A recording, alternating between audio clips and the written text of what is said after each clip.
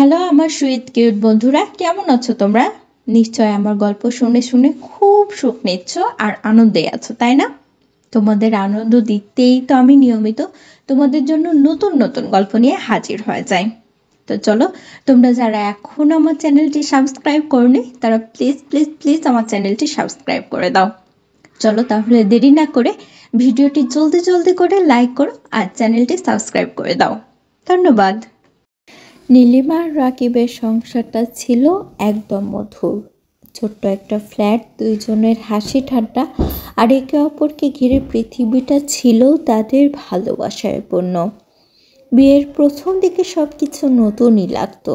নীলিমা কখনো কখনো আড়স্ত হয়ে যেত, আর রাকিব ওর সে লজ্জাকে কাটিয়ে তুলতে সবসময় একটু বেশি যত্ন নিত।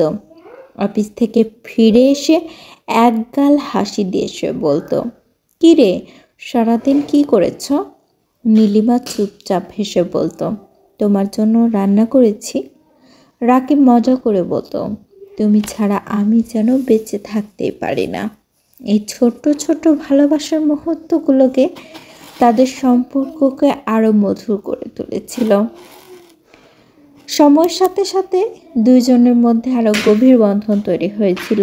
রাকিবের অফিসের চাপ ছিল প্রচণ্ড, আর নীলিমা চুপচাপ তার জন্য অপেক্ষা করত।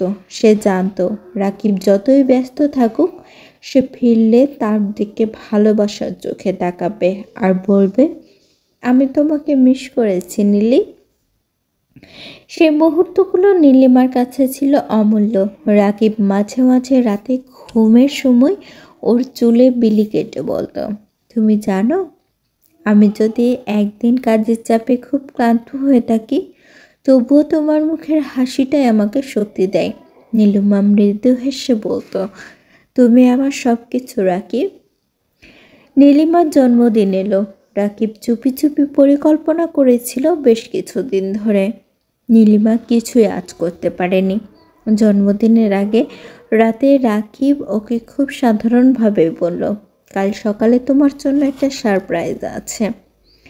নীলিমা মুচকি হেসে বলল, তুমি আমাকে সারপ্রাইজ দিতে খুব ভালোবাসো, তাই না?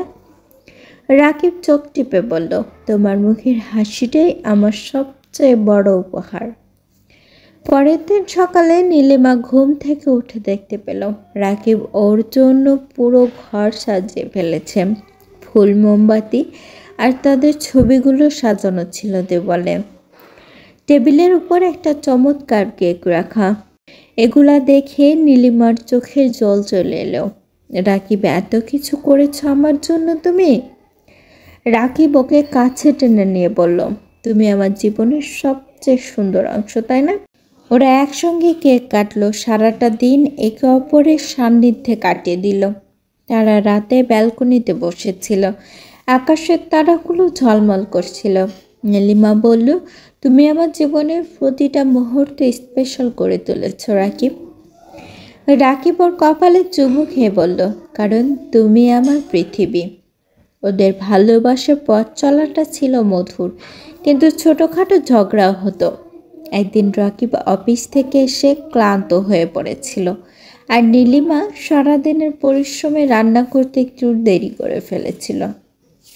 এই দেখে রাকিব বিরক্ত মুখে বলল, নীলি, খেতে দেরি হচ্ছে কেন? নীলিমা একটি অভিমানী সুরে বলেছিল, তুমি তো আমাকে একটুও বোঝো না।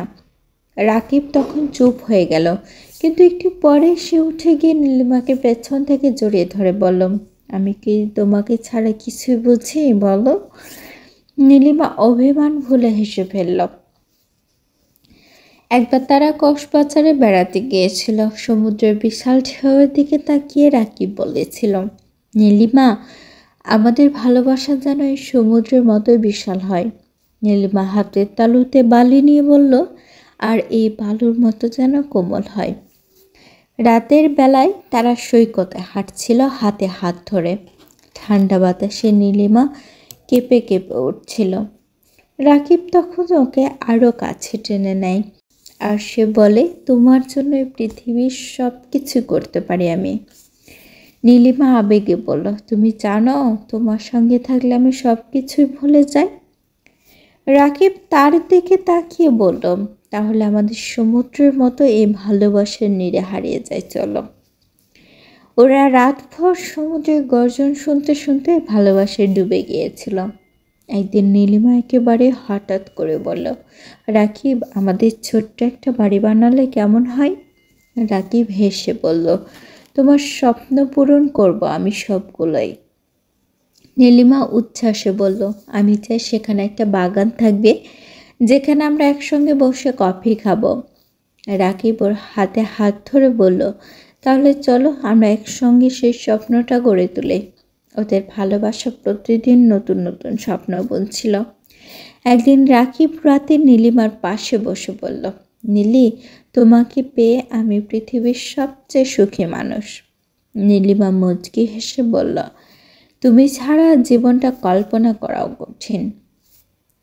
রাকিব মৃদু স্বরে বলল, তাহলে চলো সারাটা জীবন একসঙ্গে কাটিয়ে দিই, কেমন?